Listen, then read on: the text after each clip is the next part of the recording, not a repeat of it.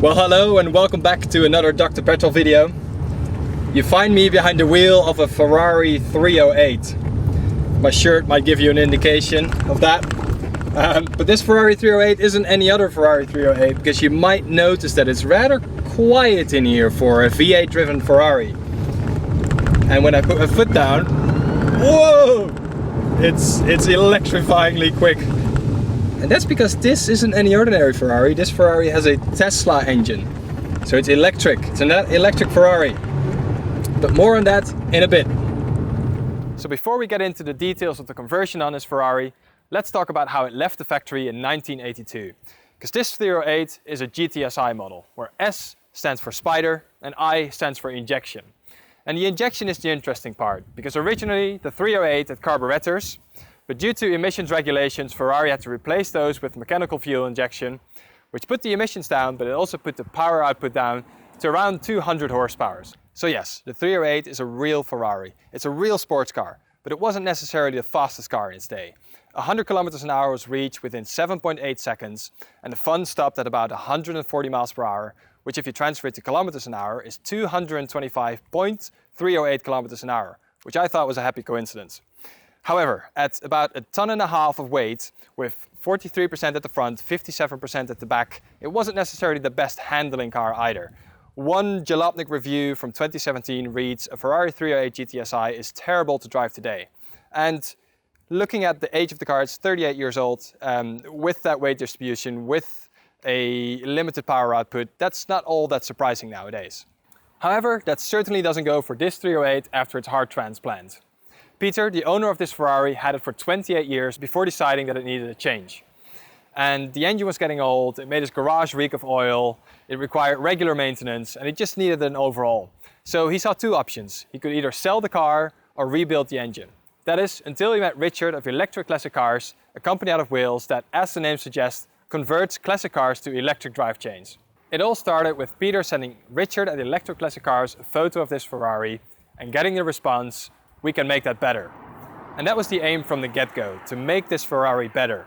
Peter had seen the advantages of an electric drivetrain in his Tesla Model S, and he saw opportunity for his Ferrari. Now, they set about work to preserve and to improve upon this Ferrari. On paper, the Ferrari is indeed much better. Power is up to roughly 500 horsepower from 208 horsepower with 600 Nm of torque available at any time over the original V8's max torque of 243 Nm at 5000 RPM.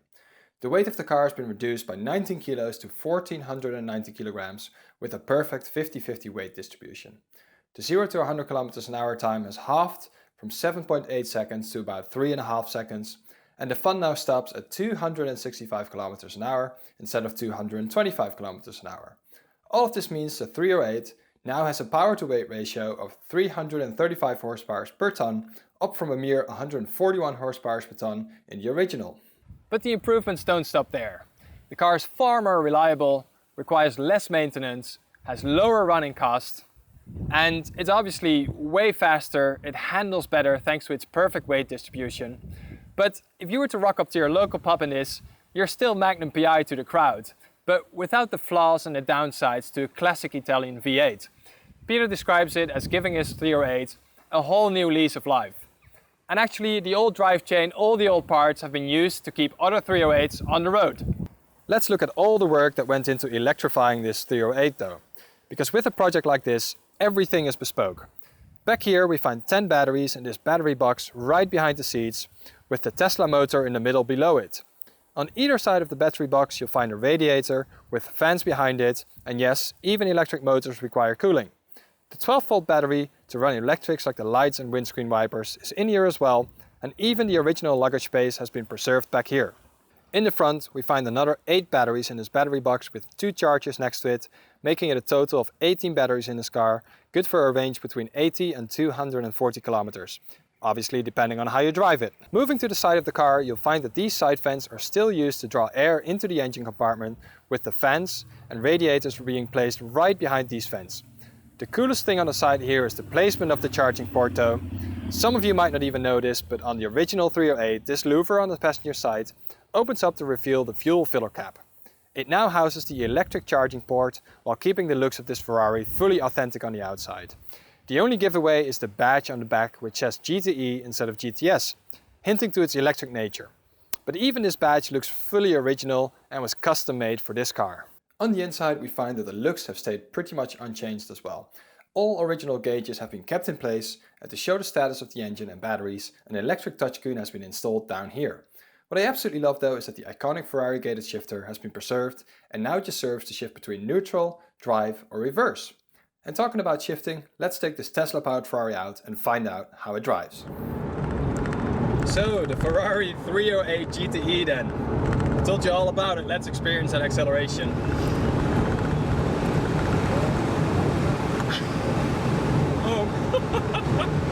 Oh wow, wow, it's like being in a roller coaster being shot forward. It's just insane, like it goes, the second you hit the throttle pedal it just shoots off like a rocket. It's incredible. And full disclosure, I've never driven an electric car before. I've just been in a Tesla the first time today, Peter's Tesla. That was already quite the experience, but this is on a whole nother level. It's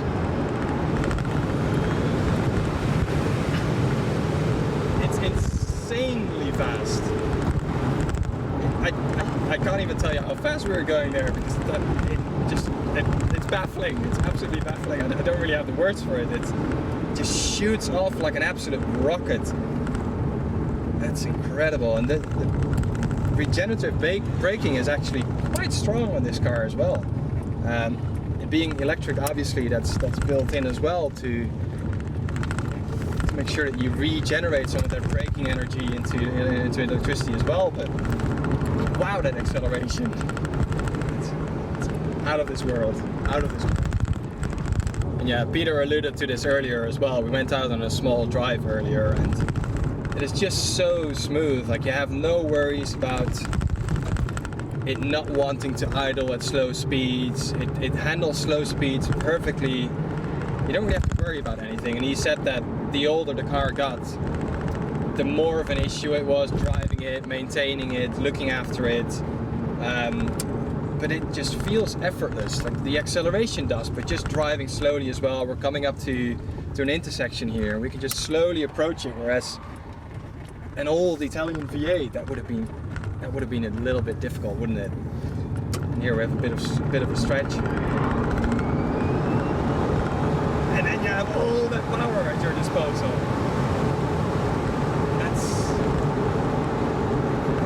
Peter mentioned this as well, and I'm sure of it. This does not get old. Now you can think of whatever you think of electric cars.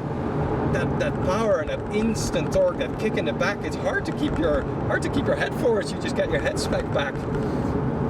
It's insane.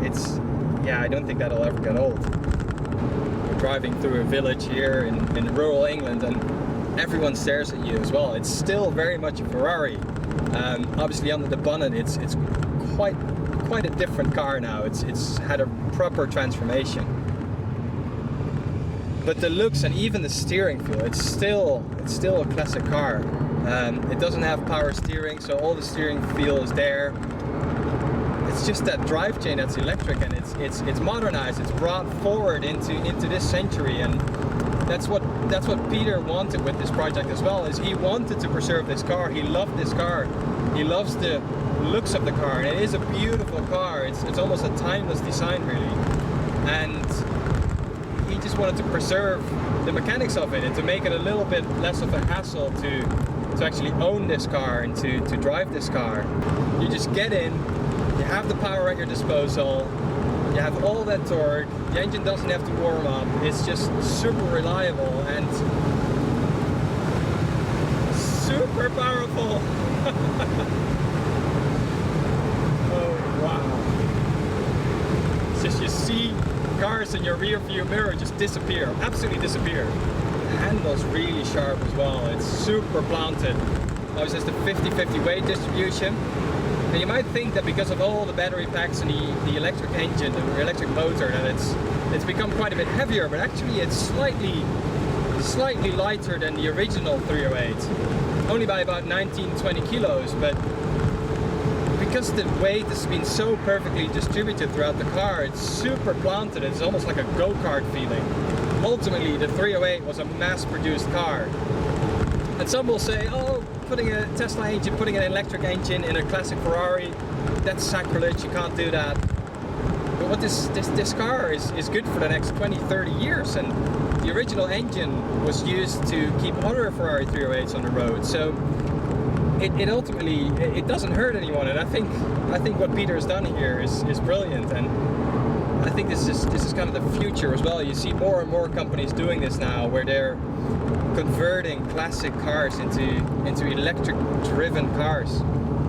And it really brings them forward. It modernizes them, it preserves them, it allows you to enjoy them without having to worry about them too much. And it allows you to do that, like just jump like an absolute rocket. It's out of this world.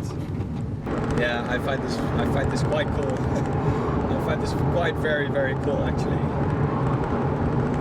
It's such a unique driving experience. You're still driving a Ferrari, but it's different.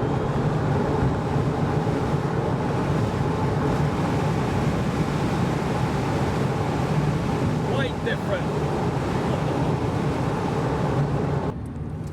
And the real question is, I guess, do I miss manually shifting in this car? Do I miss the sound in the car?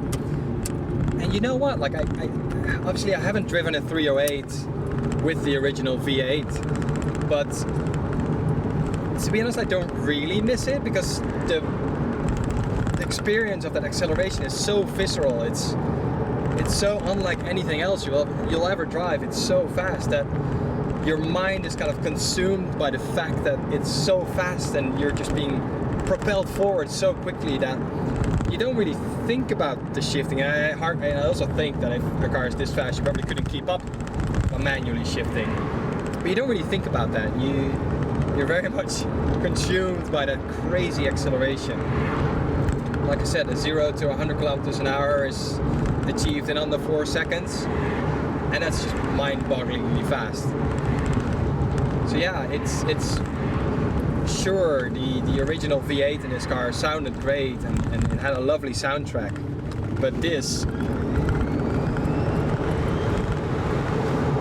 that it didn't have. That it certainly didn't have that wow factor, that acceleration. It's, yeah, quite unique, quite unique. So that was the Ferrari 308 GTE, an electric Ferrari 308. Insane power, but authentic, original looks. I'm really curious to hear what you guys think. I think it's awesome. I think the experience of driving it is unique, crazy. But yeah, let me know what you guys think, and I'll catch you at the next Doctor Petrol video. Bye!